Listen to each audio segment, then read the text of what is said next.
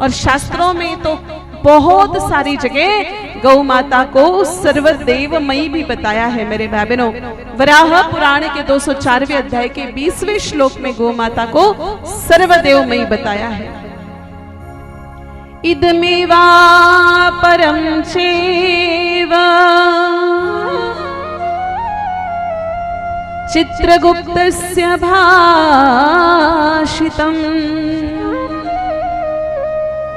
सर्वदेवमया दिव्य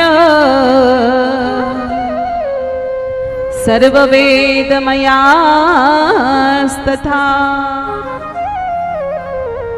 चित्रगुप्त जी कहते हैं कि यह गोमाता देव स्वरूप है और वेद स्वरूप है। मेरे भाई बहन, वराह पुराण के 290 अध्याय के 8वें श्लोक में लिखा है, गावः पवित्रा मंगल्या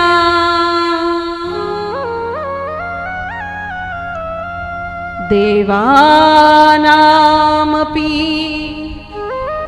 देवता। अब देखिए, इंसान सबसे ज्यादा किनसे डरता है? यमराज से। अगर मैं आप लोगों को कहूं कि ब्रह्मा जी प्रकट हो गए, ठाकुर जी प्रकट हो गए, शिव जी प्रकट हो गए, तो डर को नहीं लागे। और मैं आप लोगों ने कहूं कि भाई यमराज प्रकट हो गया तो खूब डर लागे। लेकिन यही यमराज नारद जी को कहते हैं कि हे नारद, गौ माता सबका मंगल करने वाली है और गौ माता तो देवताओं की भी देवता है। ये बात वराह पुराण में स्वयं यमराज ने नारद जी को बोली। और अग्नि पुराण के 167वें अध्याय के 19वें श्लोक में लिखा है मेरे भाई बहनों, कपिले सर्वदेवानां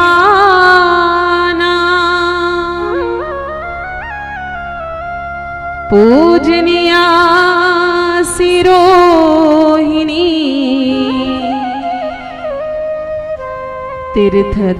तीर्थदेवमयी यस्मात् शांतिं प्रयच्छ मे।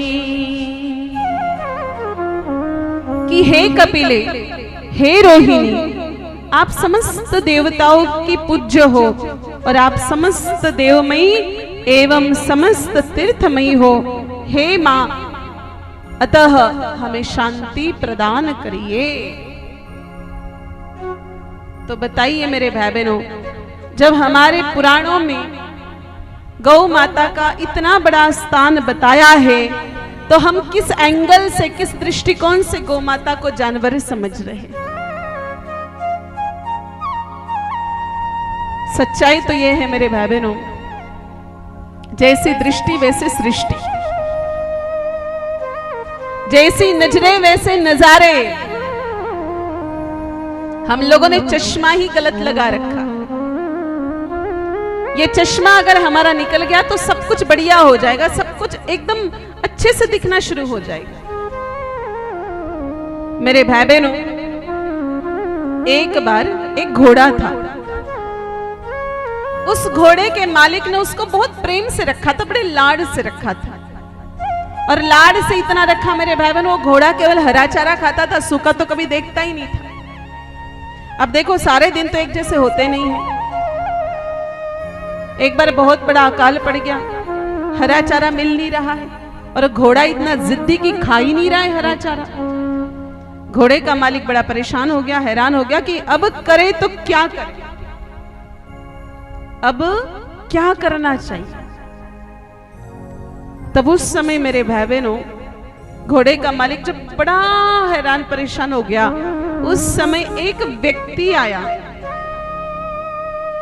उस व्यक्ति ने कभी गौ माता का दूध पी के रखा था, बड़ा होशियार था, इंटेलिजेंट था। उसने कहा, भैया हम आपके घोड़े को भी सूखी घास खिला सकते हैं। कहा, इम्पॉसिबल, ये संभव ही नहीं, हमारा घोड़ा तो सूखी घास खाएगा ही नहीं। कहा, ऐसा तो मत कहिए, हम करके दिखाएंगे। कहा, आप मुंह से जो बोलोगे वो सब करने को तैयार है, लेकिन इस घोड़े को सूखी घास एक बार खिला के तो दिखा दो। कहा, बस एक काम करना, एक चश्मा लेकर के आ जाओ।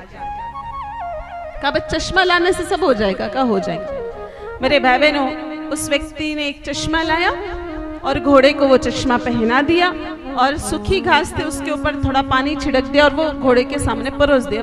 घोड़ा तो खा गया पूरी घास।